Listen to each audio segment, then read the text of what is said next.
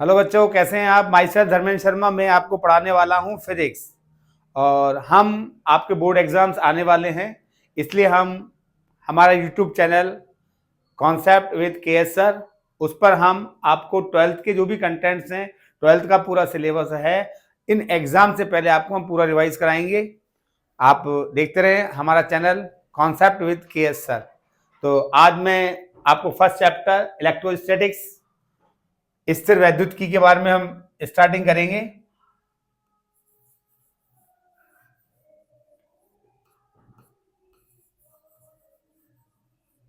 Electrostatics आपके twelfth में 14 chapter हैं और 14 चैप्टर में ये आपका फिजिक्स का फर्स्ट यूनिट है। यूनिट फर्स्ट आपका इलेक्ट्रोस्टैटिक्स, और इलेक्ट्रोस्टैटिक्स में हमारे पास दो चैप्टर हैं। चैप्टर फर्स्ट है आपका charge and electric field. Charge and electric field जो आपका 4 नंबर का चैप्टर है। और चैप्टर नंबर सेकंड आपका आएगा electric potential. Electric potential and capacitance, ये आपका 3 नंबर का चैप्टर होगा। तो जो अपने टोटल 56 मार्क्स का जो पेपर है, उसमें थ्योरेटिकल जो पेपर है अपना, उसमें 4 नंबर का चैप्टर तो आपका है चार्ज एंड इलेक्ट्रिक फील्ड, और सेकंड चैप्टर है इलेक्ट्रिक पोटेंशियल एंड कैपेसिटेंस। पहले 2023 तक या 24 में जो पेपर हुआ था, उसमें आपके फर्स्ट यूनिट में से 3 नंबर का क्वेश्चन आया था। लेकिन इस बार बोर्ड ने क्या किया है कि जो आपका फर्स्ट सेकंड जो यूनिट था, ये यूनिट फर्स्ट था, उसमें से आपको 3 नंबर का क्वेश्चन नहीं दिया। वो 3 नंबर का क्वेश्चन उन्होंने आपको 11 चैप्टर फोटो इलेक्ट्रिक इफेक्ट उसमें से दिया हुआ है। कोई बात नहीं, हमारे पास यहां पर सबसे इंपॉर्टेंट चीज है कि ऑब्जेक्टिव क्वेश्चंस, ऑब्जेक्टिव जो क्वेश्चंस हैं वो हर चैप्टर में से आपको मिलेंगे, और each question have half marks, आधे नंबर का प्रश्न होता है। तो मेन चीज आप यहां से जो आपके आधे नंबर के क्वेश्चंस हैं या 1 नंबर का क्वेश्चन है, वो आपको कैसे मिलेगा उस पर भी हम डिस्कस करेंगे। तो हम आज टॉपिक स्टार्ट करेंगे चैप्टर फर्स्ट से। चैप्टर जो आपका फर्स्ट है, तो चैप्टर फर्स्ट में हम बात कर रहे हैं charge. What is charge? First one electrostatics, यहीं से ले लेते हैं हम। Electrostatics, what is electrostatics? Electro means होता है आपका, इलेक्ट्रो का मीन है चार्ज और करंट से रिलेटेड, और स्टैटिक का मीन होता है वेलोसिटी से डिपेंडेंट। वैसे यहां पर अपन कहेंगे इन स्टैटिक फॉर्म, मतलब ये अपने जिसकी वेलोसिटी आपकी 0 है। तो हम इस चैप्टर में पढ़ने वाले हैं, इस यूनिट में पढ़ने वाले हैं, जहां पर चार्ज क्या होता है, नॉन मूविंग कंडीशन में होता है। नॉन मूविंग कंडीशंस में जो चार्ज होते हैं वो क्या क्या इफेक्ट डालते हैं, उनके बारे में हम ऑल ओवर डिस्कस करेंगे आपके इस यूनिट के अंतर्गत, जिसका नाम है इलेक्ट्रोस्टैटिक्स। तो इलेक्ट्रोस्टैटिक्स में इलेक्ट्रो जो मैंने आपको वर्ड बताया है वो रिलेटेड है चार्ज से, और स्टैटिक्स जो स्टैटिक जो वर्ड आएगा वो आएगा वेलोसिटी के साथ।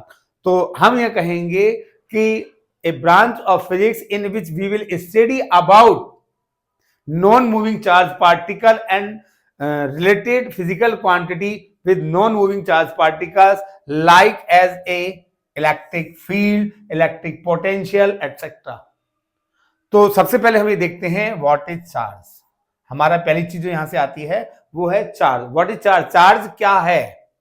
तो चार्ज को हम जब डिफाइन कर रहे हैं, तो हम कहीं पर भी जब चार्ज की बात करते हैं, जैसे मैं आपने छोटी क्लासेस में देखा होगा H और H plus, what is the difference between H and H plus?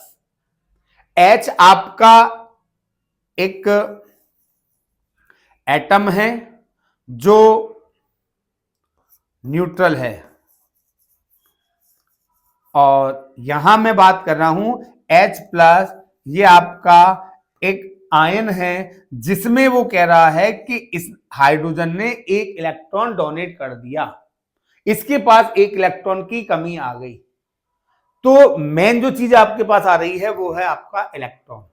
तो चार्ज क्या है, एक इनवेरियंस प्रॉपर्टी है।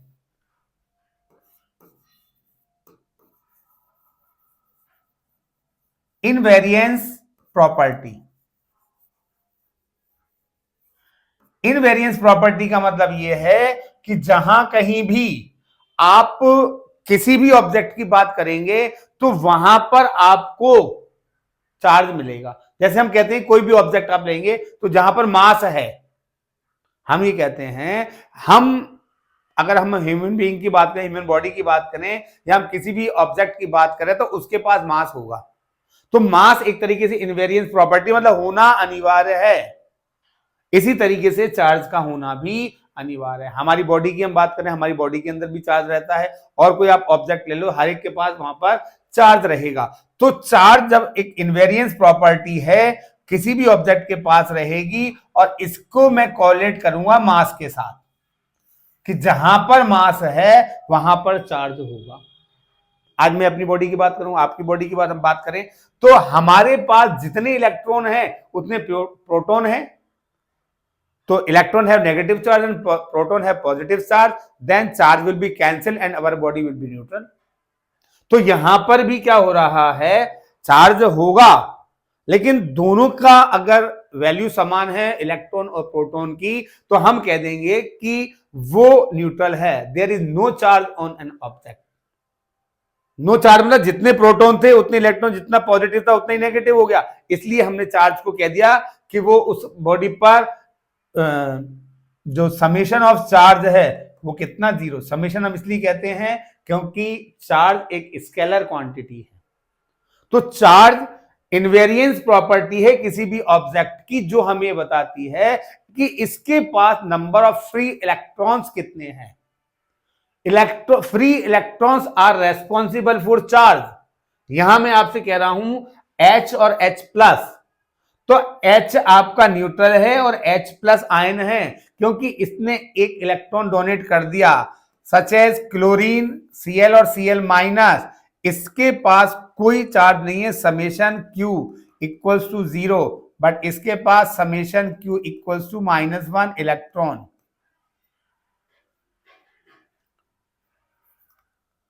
Summation Q equals to -1 electron chlorine ion के पास। तो क्लोरीन आयन ने एक इलेक्ट्रॉन एक्सेप्ट कर लिया, तो electron are free electrons are responsible for charges. कहीं पर भी चार्ज होगा तो जैसे अब मैं आपको बताता हूं, अपने पास कोई एटम है, हमने इलेक्ट्रॉन की बात क्यों की, हम प्रोटॉन की बात भी कर सकते थे। तो हमारे पास इसमें कारण क्या रहा हमारे पास, कि यहां पर जब आप एटम की स्ट्रक्चर को पढ़ते हैं तो सेंटर पार्ट में न्यूट्रॉन और प्रोटॉन होते हैं, दीज कॉल्ड आर न्यूक्लियॉन्स। तो जो न्यूट्रॉन है ये तो न्यूट्रल है, और प्रोटॉन आपका पॉजिटिव है। अब इसमें हम ये कहते हैं कि इनकी सेल्स में अलग अलग इलेक्ट्रॉन्स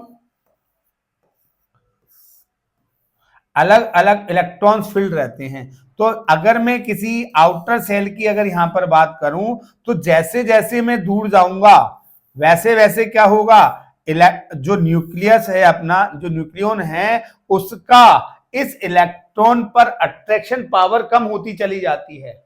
तो इस इलेक्ट्रॉन को यहां से फ्री करना इजी हो जाता है as compare to proton. Therefore, we can say free electrons are responsible for charges. तो चार्ज क्या है आपका, चार्ज आपकी किसी भी ऑब्जेक्ट की इनवेरियंस प्रॉपर्टी है। इनवेरियंस प्रॉपर्टी मतलब कहीं भी कोई ऑब्जेक्ट होगा उसके पास चार्ज होगा, charge number of free electrons, कहीं पर भी आपके पास नंबर ऑफ फ्री इलेक्ट्रॉन्स अगर हम डिफाइन कर पा रहे हैं तो हम कहेंगे कि वो चार्जेबल है, कम है ज्यादा है जितना भी। और चार्ज आपकी स्केलर प्रॉपर्टी,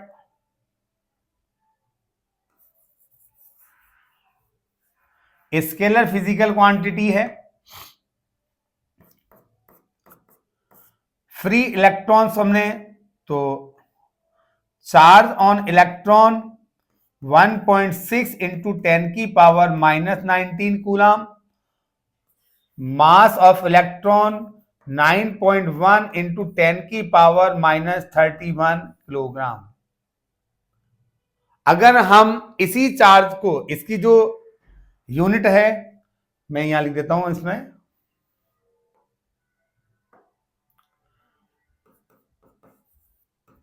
its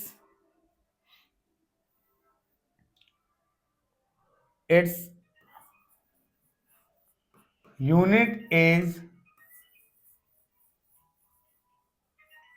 कूलम, और इसकी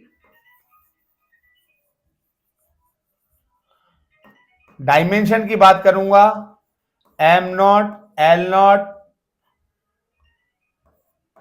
T1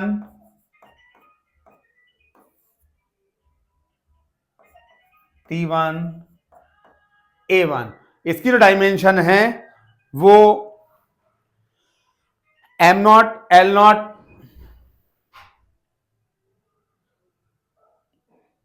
m0 L0 T1 और A1 होगी।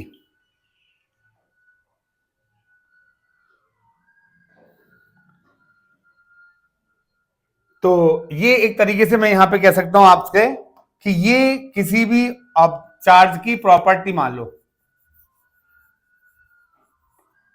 Properties of charge. चार्ज एक इनवेरियंस प्रॉपर्टी है किसी भी ऑब्जेक्ट की। Number of free electrons are responsible for charges, इसलिए हम यहां कह सकते हैं electron is quanta of charge, quanta of charge. Free electrons are responsible for charges, therefore electron is quanta of charge. कहीं पर भी हम बात करेंगे तो हम इलेक्ट्रॉन के टुकड़े नहीं कर सकते। इलेक्ट्रॉन 1 2 5 50 संख्या में ही एक जगह से दूसरी जगह पर जाएगा, इसलिए उस इलेक्ट्रॉन को, और कहीं पर भी किसी भी ऑब्जेक्ट पर चार्ज कितना होगा, it is multiple of charge of electron. अभी मैं एक अपने क्वांटाइजेशन ऑफ चार्ज की हम यहां पर प्रॉपर्टी पढ़ेंगे, उसमें बताऊंगा आपको। तो चार्ज के लिए कौन रेस्पॉन्सिबल है? Free electron. इसलिए उस इलेक्ट्रॉन को हमने नाम दे दिया क्वांटा ऑफ चार्ज। चार्ज एक स्केलर क्वांटिटी है, its unit is coulomb and dimension m0 L0 T1 और A1। इलेक्ट्रॉन का चार्ज कितना होगा और इसका मास कितना होगा? 1.6 इंटू 10 की पावर -19 कूलम, और मास ऑफ इलेक्ट्रॉन 9.1 इंटू 10 की पावर -31 किलोग्राम। इसमें और भी इसकी यूनिट है, electrostatic unit 1 coulomb equals to 3 into 10 की पावर 9 ESU, और एक और इसकी यूनिट होती है 3 इंटू 10 की पावर 10 EMU, इलेक्ट्रोमैग्नेटिक यूनिट। क्योंकि चार्ज से हम करंट की बात भी, मतलब इलेक्ट्रिक फील्ड की बात करेंगे, और चार्ज से हम मैग्नेटिक फील्ड की बात भी करेंगे। तो चार्ज के लिए रेस्पॉन्सिबल इलेक्ट्रॉन है, इनकी अलग अलग यूनिट होती हैं, और चार्ज से हम इलेक्ट्रिक फील्ड भी क्रिएट करते हैं और मैग्नेटिक फील्ड भी क्रिएट होता है। इसलिए इनकी आपकी 10 की पावर 9, ये इसकी सीजीएस यूनिट कहलाती है। सीजीएस यूनिट है इसका ये। और इसका जो सबसे छोटा यूनिट माना जाता है वो है Franklin.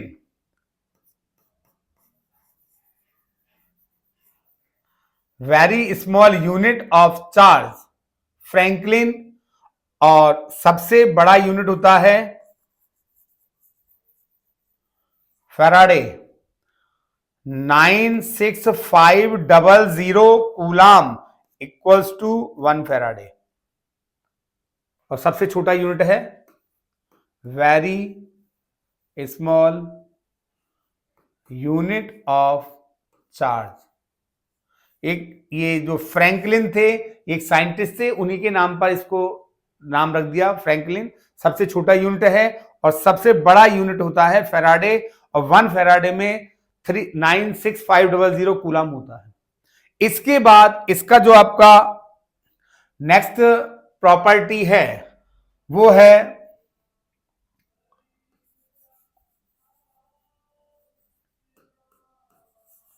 Quantization of charge.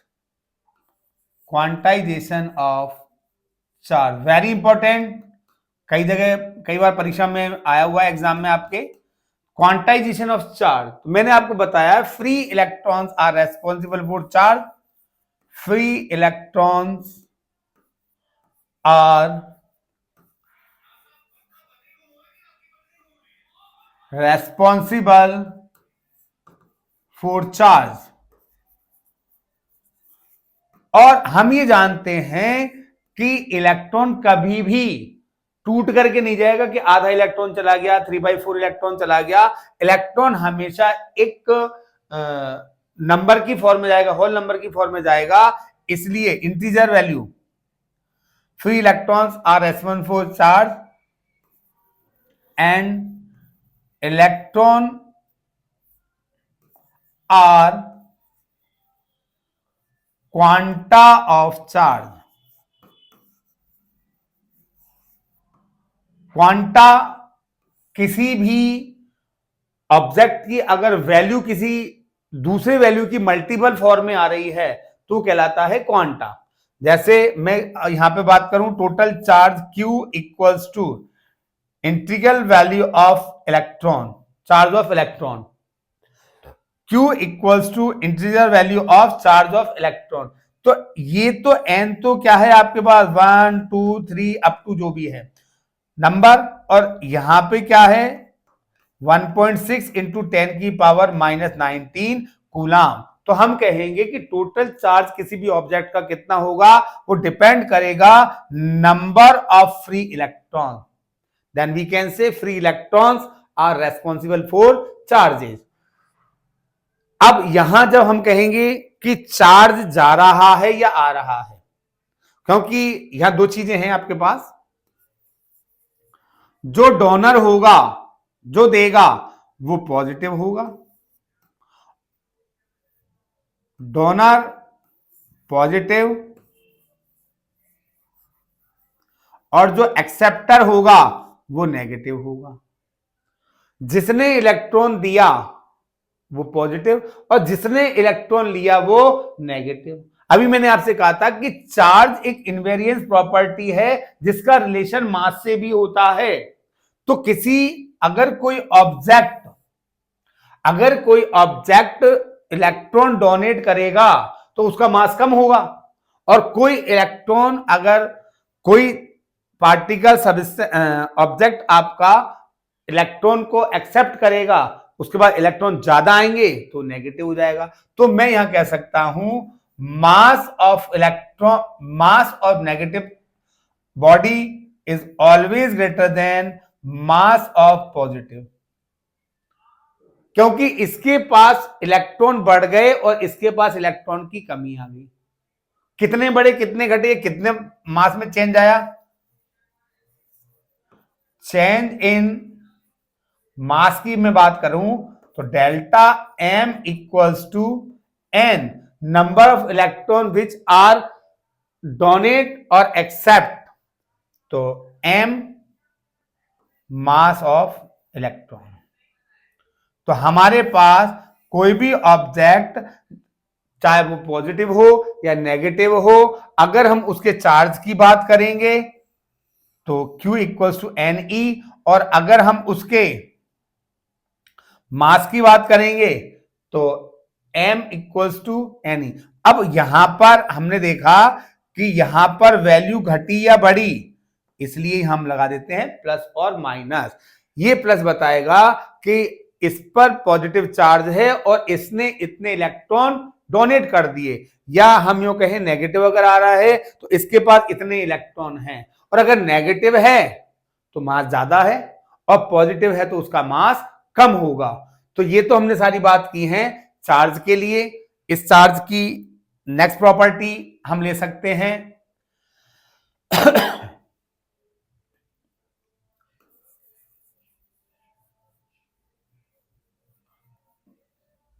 Conservation of charge.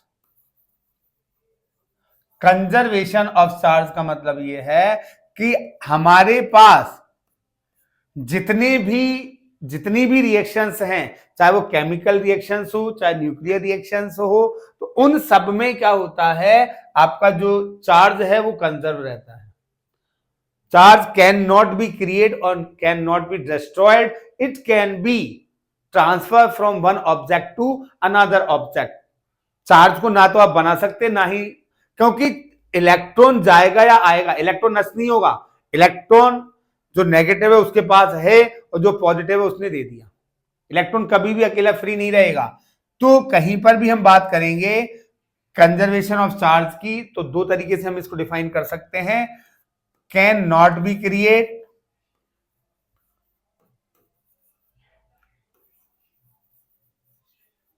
और डेस्ट्रॉयड। ना तो हम इसे क्रिएट करेंगे ना ही हम इसे डिस्ट्रॉय करेंगे। और इसकी दूसरी जो कंजर्वेशन के लिए आप कहेंगे तो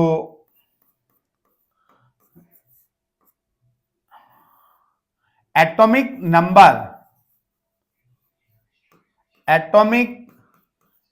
number of reactant will be equals to atomic number of product. जो जिनसे जब भी कोई रिएक्शन होगी तो उन रिएक्टेंट का एटॉमिक नंबर क्या है और जो प्रोडक्ट तैयार हुआ उसका एटॉमिक नंबर क्या है, इन दोनों का जो वैल्यू रहेगी वो हमेशा सेम रहेगी। तो एटॉमिक नंबर जो वर्ड आया है आपके पास, जो आपका एटॉमिक नंबर है, ये एटॉमिक नंबर क्या है, नंबर ऑफ प्रोटॉन। और हम जानते हैं number of proton is equals to number of electron. तो हमें पता लग गया कि इसमें रिएक्शन से पहले कितने इलेक्ट्रॉन्स हैं और आफ्टर रिएक्शन हमें कितने इलेक्ट्रॉन्स मिल रहे हैं। वो कहलाता है अपना कंजर्वेशन ऑफ चार्ज, अगर दोनों बराबर हैं तो जैसे मैं आपको यहां पर एग्जांपल ले लेता हूं। एग्जांपल मैंने 92 यूरेनियम न्यूक्लियर रिएक्शन है 235, जिस पर मैंने न्यूट्रॉन से बम्बार्ड किया, मुझे 36 क्रिप्टॉन, एटॉमिक मास कुछ भी हो उससे अपने वो नहीं है, और 56 वैलियम प्लस 3 0 and 1, ये हमारे पास एक रिएक्शन आती है। तो यहां पर बिफोर कितना मिल रहा है,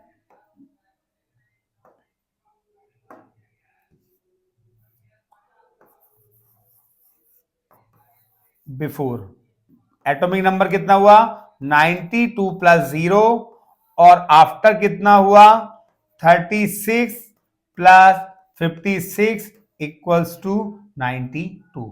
तो हमारे पास before atomic number of reactant कितना आया है, टोटल 92, और आफ्टर रिएक्शन हमने देखा तब भी हमारे पास वैल्यू कितनी आती है 92। Then we can say this reaction obey conservation of charge. ऐसे ही हम और दूसरी रिएक्शन ले सकते हैं, जैसे मैं इसमें आपके एट O16 को रिएक्ट किया, 2 हीलियम 4 प्लस एक्स ले लिया मैंने, सपोज दैट। अब व्हाट इज एक्स, ये क्वेश्चन आया हुआ है बोर्ड में आपके। तो इस जो आपने एक्स लिया है वो एक्स क्या है, कौन सा एटम है? तो देखो आप, बिफोर कितना है 8, आफ्टर कितना है 2 plus Z, then Z equals to 8 minus 2 equals to 6। Which element have atomic number 6? Carbon. तो हमारा आंसर हो जाएगा कार्बन। ऐसे जो प्रश्न हैं आपको वहां पर आधे नंबर में मिल जाएंगे। वो आपसे डायरेक्ट पूछ भी सकता है what define conservation of charge, या वो आपसे पूछ सकता है इस तरीके कोई एग्जांपल दे देगा जो कि चार्ज कंजर्वेशन का है। तो ये आपकी जो प्रॉपर्टीज हैं, तो इसमें हमने प्रॉपर्टीज, चार्ज की प्रॉपर्टीज है आपकी invariance property, free electron responsible for charge. तो चार्ज को हम, इलेक्ट्रॉन को हम चार्ज का क्वांटा कहते हैं। ये एक स्केलर क्वांटिटी है, इसकी यूनिट कूलाम और dimension m0 L0 T1 A1। Charge के लिए रेस्पॉन्सिबल है इलेक्ट्रॉन, तो चार्ज ऑफ इलेक्ट्रॉन 1.6 इंटू 10 की पावर -19 कूलाम, मास इतना होगा। फिर मैंने आपको यह भी बताया था इसमें कि कहीं पर भी जब इनवेरियंस प्रॉपर्टी है, तो इनवेरियंस प्रॉपर्टी होने पर अगर हम इलेक्ट्रॉन की बात करेंगे कि इलेक्ट्रॉन डोनेट हुआ या एक्सेप्ट हुआ, जो इलेक्ट्रॉन से ही हो रहा है, जो इलेक्ट्रॉन ही हो रहा है, तो इलेक्ट्रॉन के पास मास हमने देखा कि कुछ मास होता है और चार्ज होता है। तो जब चार्ज जा रहा है तो मास भी जाएगा। जो एक्सेप्टर होगा, जो एक्सेप्टर होगा वो इलेक्ट्रॉन को एक्सेप्ट करेगा, तो इससे इलेक्ट्रॉन इंक्रीज इन इलेक्ट्रॉन, और यहां पर डिक्रीज इन इलेक्ट्रॉन। यहां पर इलेक्ट्रॉन की संख्या बढ़ेगी, यहां पर इलेक्ट्रॉन की संख्या कम होगी, इसलिए इसका मास ज्यादा होगा और इसका मास कम हो जाएगा। इसके बाद हमने यहां पर देखा था क्वांटाइजेशन ऑफ चार्ज की, जो हम बात कर रहे थे। क्वांटाइजेशन बहुत इंपॉर्टेंट है। मैं आपको यहां पर एक और इसी से रिलेटेड कोई न्यूमेरिकल बताता हूं। यहां देखें आप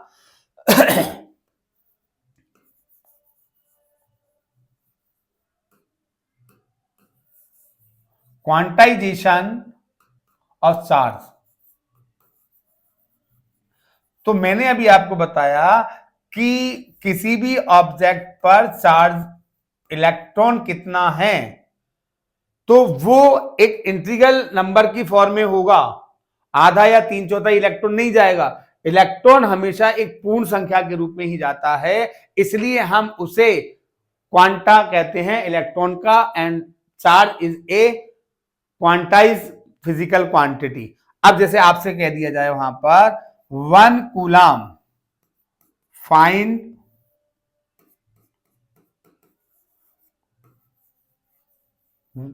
वैल्यू ऑफ या find number of electrons in 1 coulomb.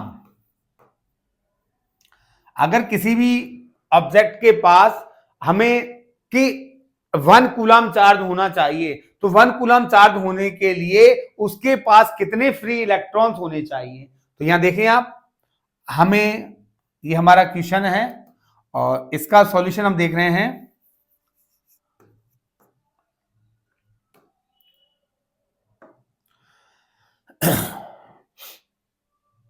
Given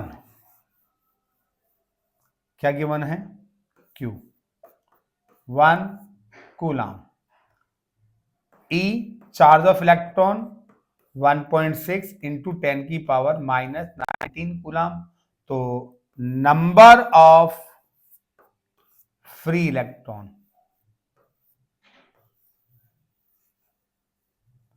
number of free electrons क्या हो जाएगा आपके पास, फॉर्मूला अगर हम देखें यहां पर, n equals to Q upon E। देखो एक चीज ध्यान रखना, आपके पास अगर आपने E माइनस लिखा है तो E माइनस क्या डिफाइन करेगा,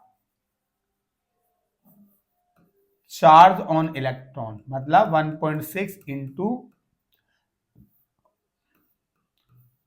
इंटू 10 की पावर माइनस 19 कूलम।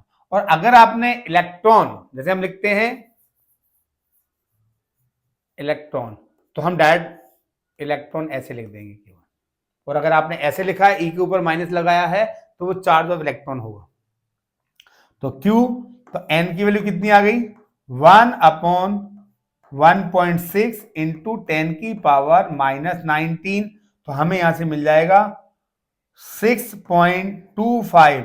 अगर मैं देखो यहां से 1 को 1.6 से करता हूं तो मेरे पास वैल्यू आएगी 0.625, और जो 10 की पावर माइनस में है वो ऊपर जाएगी, तो 10 की पावर प्लस 19, मैंने एक पावर इधर ऐड कर ली, तो 6.25 इंटू 10 की पावर 18 इलेक्ट्रॉन्स।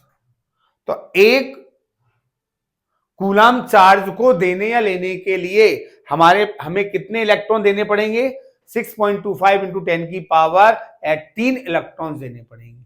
अब यहां और चीज देखें आप, अगर मैं यहीं से ले रहा हूं, इसी क्वेश्चन में ऐड कर देते हैं या मास दे देता है वो, तो कितना मास मिलेगा, कितना मास बढ़ेगा या घटेगा एक कूलम को देने में। तो मास का फॉर्मूला,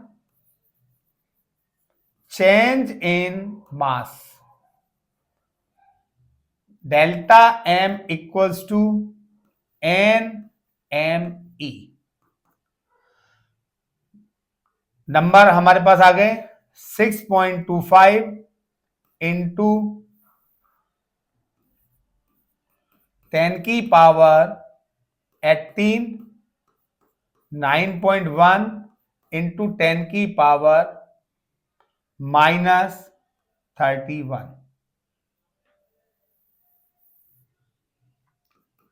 6.25 इंटू 10 की पावर 18 इंटू 9.1 इंटू 10 की पावर माइनस 31।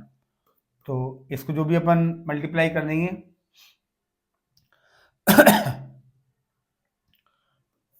6.25 और 9.1, जो भी मल्टीप्लाई करने पे आएगा वो आपका आंसर हो जाएगा, इंटू 10 की पावर माइनस 13 किलोग्राम। इतना मास चेंज हो जाएगा। अगर एक चार्ज, कोई भी ऑब्जेक्ट अपना इतना चार्ज क्रिएट करना चाहता है तो इतने इलेक्ट्रॉन तो उसको देने या लेने पड़ेंगे। अगर मैं यहां पर कह देता हूं प्लस, यहां अगर मैं कहता +1 कूलम मुझे किसी का चार्ज देना है, तो नंबर ऑफ इलेक्ट्रॉन्स इतने मुझे डोनेट करने पड़ेंगे और मेरे ऑब्जेक्ट का मास इतना कम हो जाएगा। अगर मैं इसी की जगह पर नेगेटिव ले लेता तो मेरे पास इतने इलेक्ट्रॉन्स आएंगे उस ऑब्जेक्ट के पास और उसके मास में इतना इंक्रीमेंट हो जाएगा। तो हम इन सब कॉन्सेप्ट से कह सकते हैं कि जो चार्ज है वो दो तरीके के हैं, पॉजिटिव चार्ज और नेगेटिव चार्ज। पॉजिटिव चार्ज जब इलेक्ट्रॉन डोनेट किया जाता है तो उस बॉडी के पास पॉजिटिव चार्ज आ जाता है, और अगर कोई इलेक्ट्रॉन एक्सेप्ट करता है तो उसके पास नेगेटिव चार्ज आ जाता है। चार्ज डोनेट और एक्सेप्टर के दौरान मास भी वेरी होता है। इलेक्ट्रॉन गए तो मास गया, इलेक्ट्रॉन आए तो मास आ गया। तो जहां कहीं भी आप देखेंगे कि आपके पास जब चार्ज को आप प्लस माइनस एन ई की फॉर्म में लेंगे तो मास चेंज इन मास को भी आपको plus minus N M E की फॉर्म में लेना पड़ेगा। ये आपके क्वांटाइजेशन ऑफ चार्ज से रिलेटेड न्यूमेरिकल के लिए इंपॉर्टेंट पॉइंट है। ये फॉर्मूला है इसका, चार्ज के लिए और मास किसी के लिए भी ले लो, एक आपने यहां पर अगर देखा हो, जानते भी होंगे आप, 1 माइक्रो, माइक्रो मीन्स 10 की पावर -6, 1 नैनो 10 की पावर -9, 1 पीको 10 की पावर -12 और 1 मिली 10 की पावर -3। ये इसकी सबस्क्रिप्ट होती है कहीं पर भी सेम है आपका। 1 किलो 10 की पावर +3, 1 मेगा 10 की पावर 6, 1 गीगा 10 की पावर 9। ये हमारे न्यूमेरिकल में बहुत इंपॉर्टेंट, सॉरी यहां किलो आएगा ओनली, ये किलो। अब किलोग्राम आता है, किलोमीटर आता है, देन के, नेगेटिव और पॉजिटिव। यहां आप छोटा सा चेंज हो जाए, जैसे एक और एग्जांपल ले लेता हूं मैं यहां पर, और ये आपके एनसीईआरटी का है। मुझे किसी ऑब्जेक्ट का 9 नैनोग्राम मास डिक्रीज करना है। ऑब्जेक्ट का 9 नैनोग्राम मास कम करने के लिए, या इसको क्वेश्चन की फॉर्म लिखता हूं,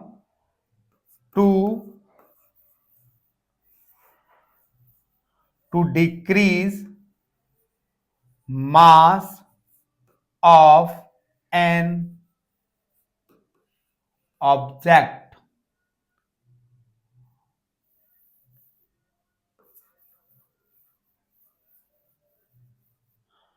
to decrease mass of an object with 9 nanogram.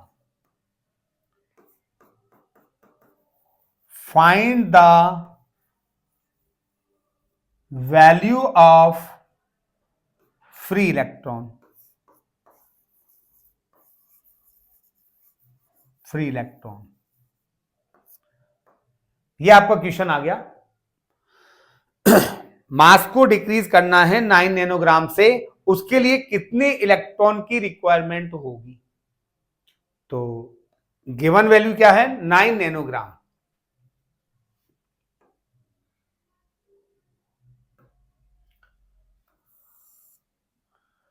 Given है delta M equals to 9 nanogram. इसको पहले हम एम के एस यूनिट में कन्वर्ट करेंगे। 9 नैनो का मैंने आपको बताया -9 और ग्राम 10 की पावर -3 किलोग्राम। तो हमारे पास वैल्यू आ गई 9 इंटू 10 की पावर -12 किलोग्राम। हमें किसी ऑब्जेक्ट के मास को इतना कम करना है। अब इतना कम करने के लिए नंबर ऑफ इलेक्ट्रॉन्स, तो जब डेल्टा एम दिया हुआ है तो यहां डेल्टा एम का फॉर्मूला एन एम ई।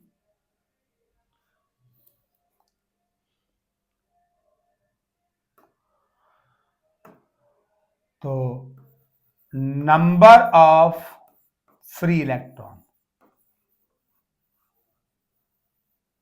कितना हो गया? Number free electrons n equals to delta M plus upon M E. कितना है? 9 इंटू 10 की पावर -12 और 9.1 इंटू 10 की पावर -31। तो इसको हम 1 मान सकते हैं। 1 इंटू 10 की पावर -12 प्लस 31, जो नीचे से पावर ऊपर जाती है प्लस में हो जाती है। तो हमारे पास यहां पे पावर आ गई 10 की पावर 19 इलेक्ट्रॉन। इतने इलेक्ट्रॉन हमें चाहिए ताकि उस ऑब्जेक्ट का मास इतना कम किया जा सकता है। तो सॉरी, यहां से हम देखें कि हमारे पास क्या आ गया? नंबर ऑफ फ्री इलेक्ट्रॉन 10 की पावर तो नंबर ऑफ फ्री इलेक्ट्रॉन 10 की पावर 19 इलेक्ट्रॉन्स। अब चार्ज की बात कर रहा है, देन चार्ज कितना होता है, Q इक्वल्स टू एन ई।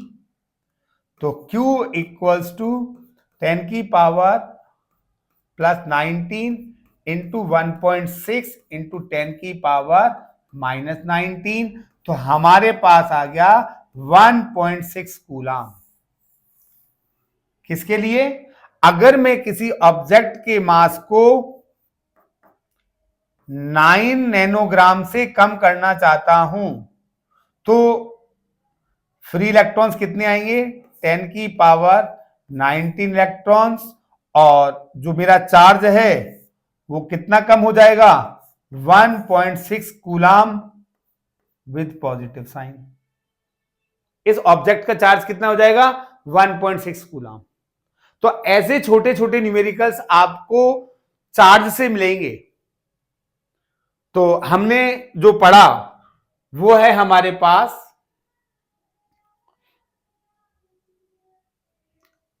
यहां से हम बात कर रहे थे इलेक्ट्रोस्टैटिक्स का जो फर्स्ट चैप्टर आपका बोर्ड के हिसाब से वो है चार्ज एंड इलेक्ट्रिक फील्ड, जो कि आपके 4 नंबर का है।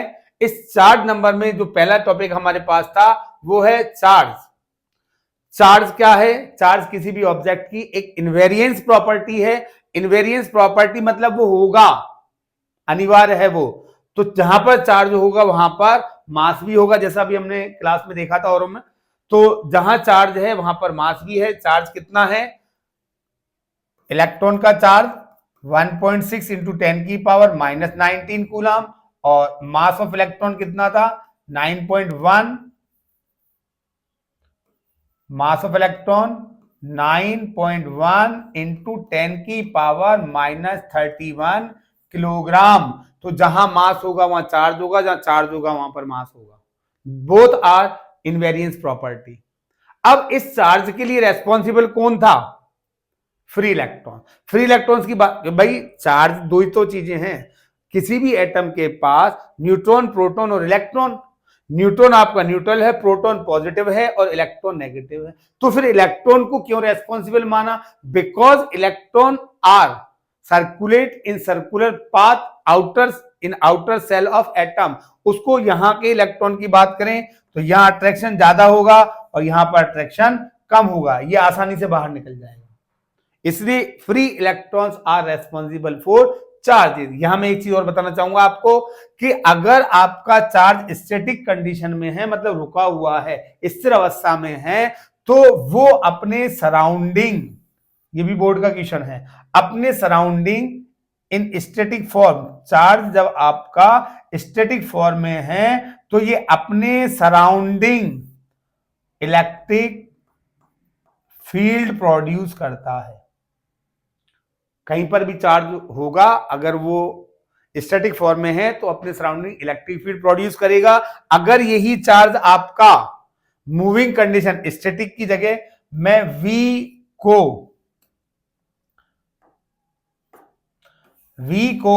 0 की बजाय बता देता हूं कि V इज कांस्टेंट।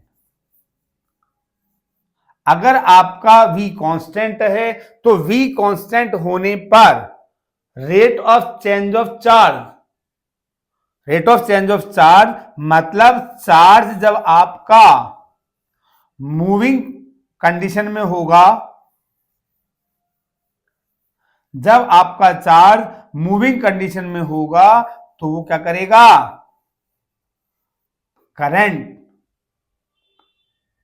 होगा, और जहां कहीं करंट होता है वहां पर आ जाता है मैग्नेटिक फील्ड। तो बोर्ड का क्वेश्चन अभी 2022 में क्वेश्चन आया था कि यदि आवेश नियत वेग से गतिशील है, if a charge move in constant velocity then it will produce electric and magnetic field. Important question है, 2022 में आया था ये, कि अगर आपका चार्ज किसी कांस्टेंट वेलोसिटी से मूव कर रहा है तो इलेक्ट्रिक और मैग्नेटिक फील्ड दोनों को क्रिएट करेगा।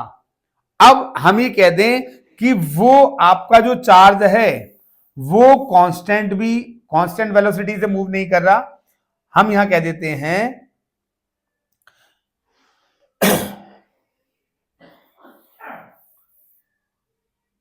इफ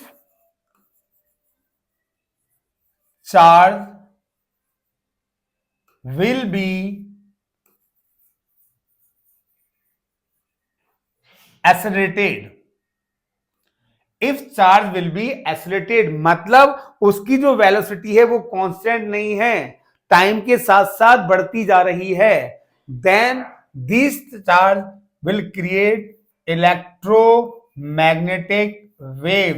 2012 में क्वेश्चन आया था और 2022 में ये वाला क्वेश्चन आया था कि अगर आपका चार्ज मतलब what is the source of electromagnetic waves, विद्युत चुंबकीय तरंगों का स्रोत क्या है, तो वो कौन है, एक्सीलरेटेड चार्ज पार्टिकल।